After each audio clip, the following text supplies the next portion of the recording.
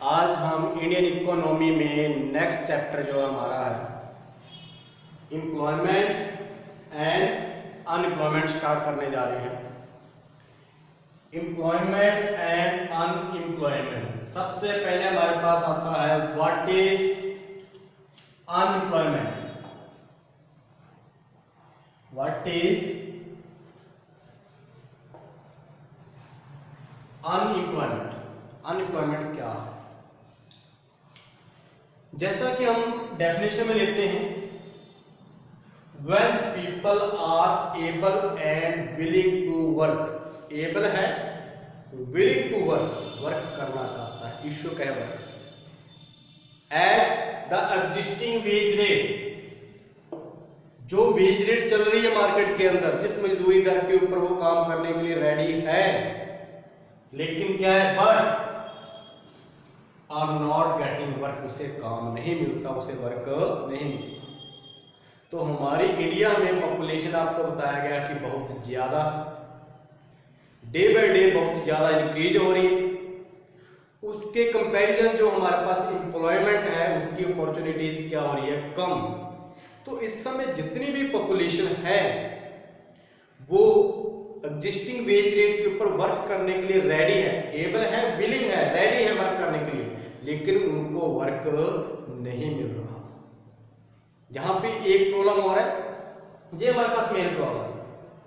एक आता हमारे पास नॉट विलिंग टू वर्क। कुछ लोग ऐसे होते हैं वर्क मिलता है, एबल है, not willing to work, they are able but not willing to work at the existing wage rate.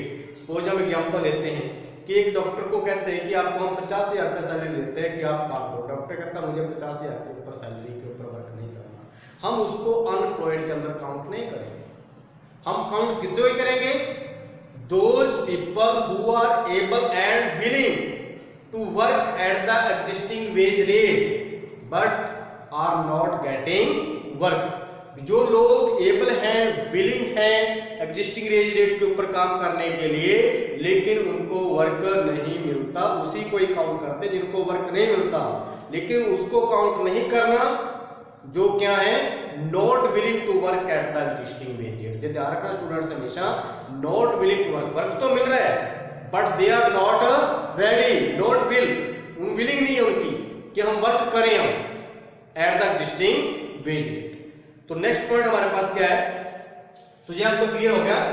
When people are able and willing to work at the existing wage rate but work are not getting work.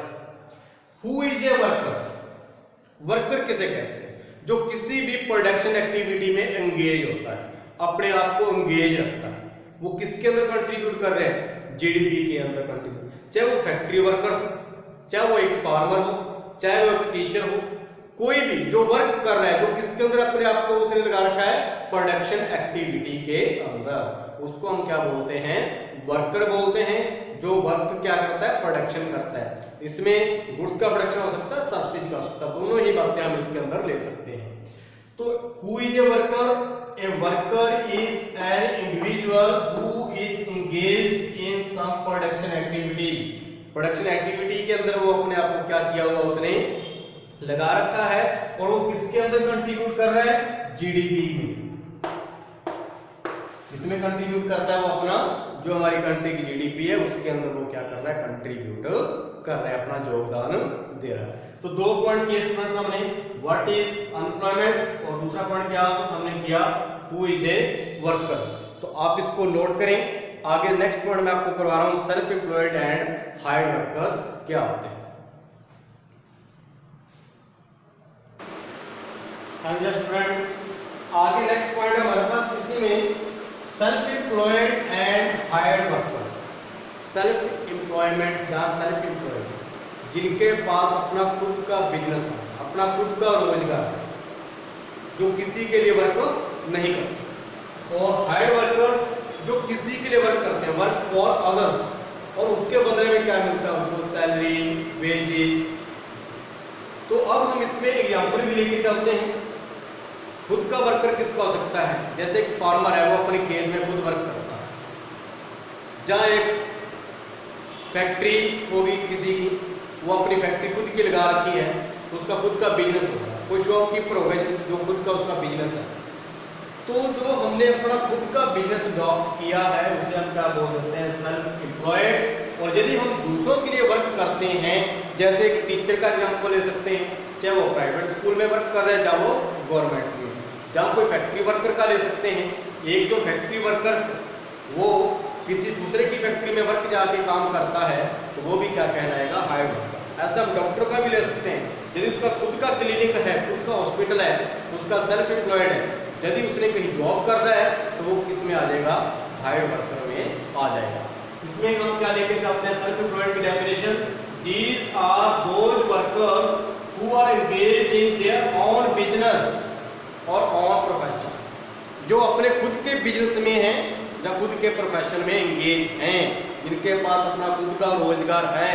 Example दे दिए, farmer का example ले सकते हो, किसी shopkeeper का ले सकते हो जो अपनी शॉप के ऊपर जाता है, किसी फैक्ट्री का एग्जाम्पल ले सकते हो जो उसका मालिक है। तो ये हमारे एग्जाम्पल है। फिर क्या था हमारे पास, हायर्ड वर्कर, जब हम दूसरों के लिए वर्क करते हैं, वर्क फॉर अदर्स, एंड उसके बदले में क्या मिलता है, हमें सैलरी मिलती है, वेजेज मिलती है हमें। These are those workers who work for others, जो दूसरों के लिए वर्क कर रहे हैं, to they render their services to others and as a reward get wages salary, और उसके बदले में उनको, जब वो अपनी सर्विसेज दूसरों को दे रहे हैं, उसके बदले में उनको क्या मिलता है, वेजेस या क्या मिलती है, सैलरी मिलती है। तो स्टूडेंट्स अभी तक हमने कितने पार्ट में डिवाइड किया, एक तो हमने सेल्फ एम्प्लॉयड के अंदर और दूसरा हमने किसके अंदर लिया, हायर्ड वर्कर। सेल्फ एम्प्लॉयड जो खुद का अपना बिजनेस करते हैं और हायर्ड वर्कर जो दूसरों के लिए वर्क करते हैं। नेक्स्ट पॉइंट आपको करवा रहा हूं, casual workers and regular workers. आप इसको एक बार नोट कर लीजिए।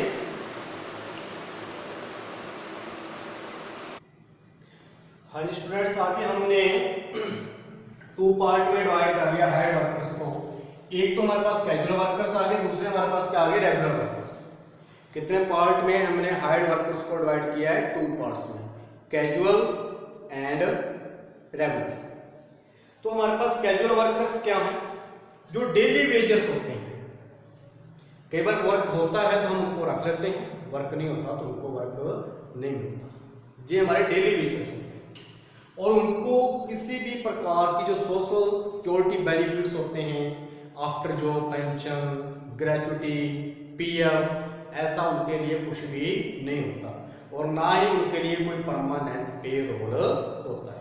और इसमें कौन से वर्कर आए थे, unskilled. Unskilled mean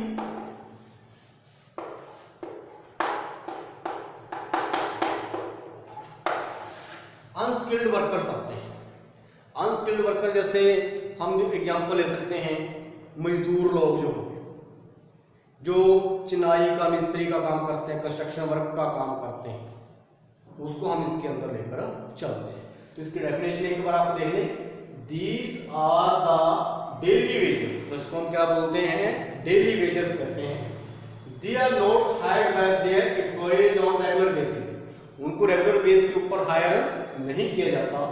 they are not given social security benefit. Social security benefits भी उनको नहीं दिए जाते, जैसे आपको अभी बताया था, पेंशन, आफ्टर रिटायरमेंट पेंशन होती है, ग्रेजुटी मिलती है, ग्रेजुटी फंड होता है, जहाँ जो उनका पीएफ कटता है, ऐसा उनका पीएफ प्रोविडेंट फंड वगैरह कुछ भी नहीं करता, प्रोविडेंट फंड। लेकिन दूसरी ओर हम देखते हैं रेगुलर वर्कर्स।